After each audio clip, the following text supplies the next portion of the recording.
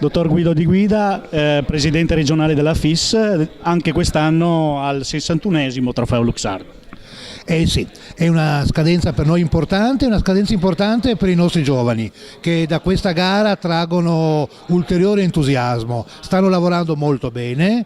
Padova è un centro della scherma giovanile veramente importante per le nostre società, nella sciabola specialmente primeggiamo a livello nazionale, il nostro Under 14 credo che ci darà grandissime soddisfazioni in futuro e il fatto di avere questa gara sicuramente aiuta i ragazzi a caricarsi ulteriormente, a imparare, a entusiasmarsi e quindi a continuare con molta forza la loro attività. Benissimo, e il comitato organizzatore, il comune di Padova, che cosa può dire a proposito di questa organizzazione che ormai dura da più di mezzo secolo? Beh, veramente è entusiasmante vedere la capacità con cui sanno affrontare questa crescita costante e questa gara A.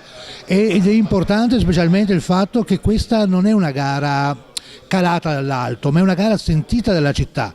Il pubblico presente, la competenza del pubblico, la voglia che ha la gente di venire a questa gara è un elemento importante, veramente ci fa sperare che Padova continui a essere un centro nevralgico della scherma come lo è oggi e ho visto che questa collaborazione con l'amministrazione è assolutamente positiva e quindi puntiamo anche a ulteriori richieste di gare regionali e nazionali per continuare questa, diciamo, tradizione di organizzazione di gare padovana.